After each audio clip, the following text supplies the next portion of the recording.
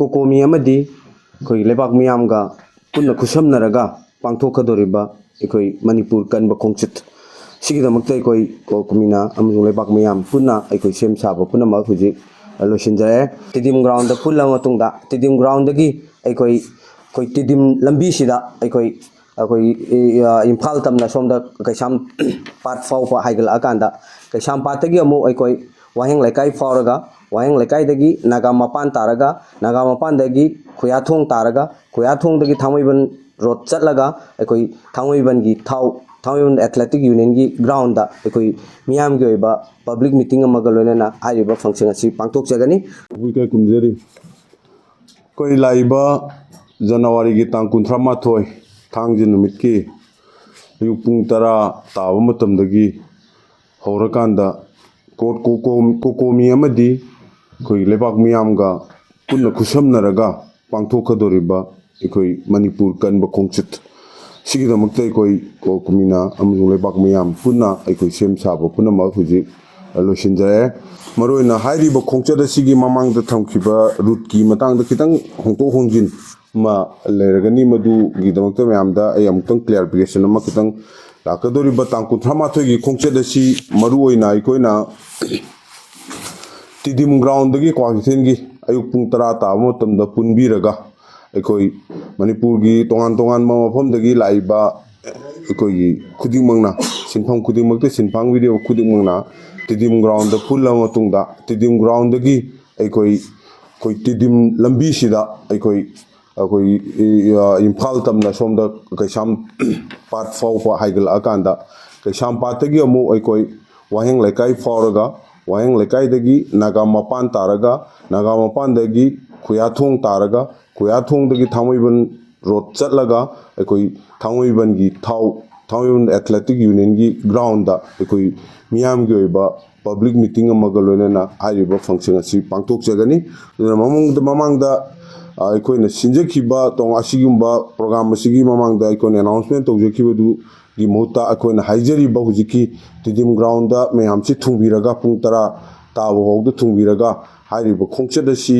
सरुक यानमिनसि अमसुंग वपुन फानमिनसि हाइबसि आई थमजगे दुगो लोइना मरुइना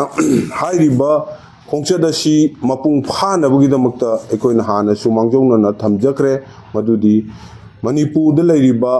सिनफम खुदिंगमक्ता सिनबांग पिरिबा पुनमकना इसा की सिनफमदु नोंमगी ओइना मदु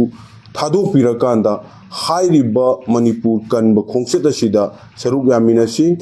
अखोई सरुक यामिनबगलोना लैपाक खुनाय से तंगदु लैताबा खुनाय मा ओइनबो होनाबदा इसागी रेस्पोंसिबिलिटी इसागी थौगायदु लौमिनसि हाइबो वाफमजु थमजगे मरमदि ngasi सही अनिगा था मापन मपुंग फाजरलबा ngasi मणिपुर की तंगदु लैतादबा फिबम मसी लोइसिनबो होनाबदा कोई लैपाक मियाम की ओइबा खोलावमा मदुदि कराइदा मदुगी लैंगाक मपु ओइरिबा इंडिया लैंगाकता अइकोई महाकी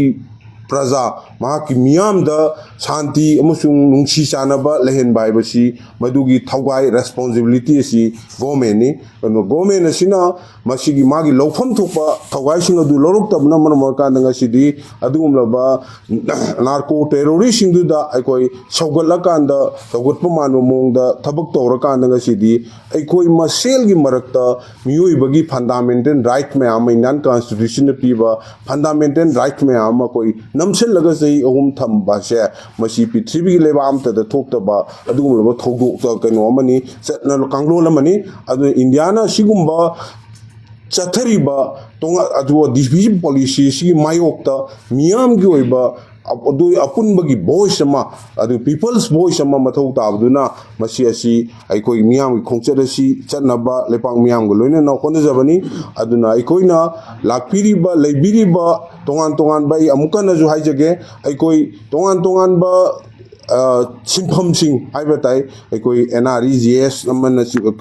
जॉब का चिंब तोंगान बा थबक सुबिरिबा सिंगसिना अइकोई मागी ngasi नुमितुमगिदि अइकोई सिनफादु लेपिरकांदा अइकोई हाइरिबा रिलीसी सोइदन याव फदबा अदुम लेबाकी दमक्तनी हाइजि खनबिरकांदा मसी सरुग यामिनसि मणिपुर कन्नबगिदमक्ता अइकोई लैरिबा कांगलु फुरुप नाइदना अंतकी खोंगचदसिदा मणिपुर द खुंदामिनरिबा ꯌꯦꯜꯂꯣ ꯐꯨꯔꯨꯞ ꯅꯠꯇ꯭ꯔꯒ ꯇꯣꯉꯥꯟ ꯇꯣꯉꯥꯟꯕ ꯃꯅꯤꯄꯨꯔꯗ ꯍꯧꯖꯤꯛ ꯍꯧꯖꯤꯛ ꯌꯦꯜꯂꯣ ꯑꯩꯈꯣꯏꯒꯤ ꯅꯤꯡꯁꯤꯡꯕ ꯊꯣꯛꯇ꯭ꯔꯕ ꯃꯇꯝꯗꯒꯤ ꯑꯃꯁꯨꯡ ꯃꯇꯝꯗ ꯃꯁꯤꯗ ꯈꯨꯟꯗꯥꯃꯤꯟꯅꯔꯤꯕ ꯇꯣꯉꯥꯟ ꯇꯣꯉꯥꯟꯕ ꯀꯝꯃꯨꯅꯤꯇꯤꯒꯤ ꯂꯩꯕꯤꯔꯤꯕ ꯐꯨꯔꯨꯞ ꯄꯨꯝꯅꯃꯛꯅ ꯑꯩꯈꯣꯏ ꯍꯥꯏꯔꯤꯕ ꯈꯣꯡꯆꯠ ꯑꯁꯤꯗ ꯃꯄꯨꯡ ꯐꯥꯅ ꯁꯧꯒꯠꯂꯀꯥꯟꯗ ꯑꯩꯈꯣꯏ ꯃꯅꯤꯄꯨꯔ ꯑꯁꯤ ꯇꯪꯗꯨ ꯂꯩꯇꯥꯕ ꯂꯩꯄꯥꯛ ꯑꯃ ꯁ꯭ꯇꯦꯠ ꯑꯃ ꯑꯣꯏꯅꯕ ꯍꯣꯠꯅꯕꯗ ꯑꯩꯈꯣই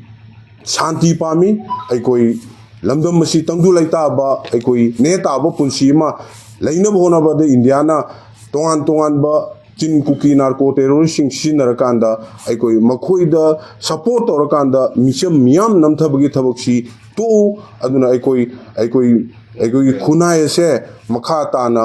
ꯑꯗꯨꯒꯨꯝꯂꯕ ꯃꯤꯍꯥꯠ ꯃꯤꯄꯨꯟ ꯂꯩꯇꯕ ꯑꯩꯈꯣꯏ ꯁꯥꯟꯇꯤ ꯂꯩꯕ ꯑꯃꯗꯤ ꯐ꯭ꯔꯤ ꯃꯨꯚꯃꯦꯟ ꯂꯩꯍꯟꯕ ꯑꯩꯈꯣꯏ ꯑꯗꯨꯒ IDPꯁꯤꯡ ꯃꯔꯨꯑꯣꯏꯅ ꯆꯍꯤ 2ꯒ ꯊꯥ 9 ꯁꯨꯖꯜꯂꯛꯂꯕ ꯐꯥꯎꯕꯗ ꯉꯁꯤ ꯂꯝꯗꯝꯁꯤꯗ ꯍꯤꯡꯖꯕ ꯂꯝꯗꯝꯁꯤꯗ ꯄꯣꯛꯆꯕ ꯑꯩꯈꯣꯏ ꯃꯤꯌꯥꯝꯁꯤꯡ ꯑꯁꯤꯅ ꯃꯁꯥꯒꯤ ꯃꯌꯨꯝꯗ ꯍꯟꯖꯤꯟꯕꯒꯤ ꯃꯍꯨꯠꯇ ꯉꯁꯤ ꯂꯥꯟꯖꯦꯟꯅꯔꯀꯥꯟꯗ ꯑꯩꯈꯣꯏ ꯁꯩꯗꯥꯡꯗꯨꯅ ꯂꯩꯕ ꯍꯥꯏꯔꯤꯕꯁꯤꯡ ꯑꯁꯤ ꯃꯌꯨꯝꯗ ꯍꯟꯖꯟꯅꯕ ꯍꯣꯠꯅꯕꯗ IDPꯁꯤꯡꯅ ꯃꯥꯒꯤ ꯍꯥꯟꯅꯒꯤ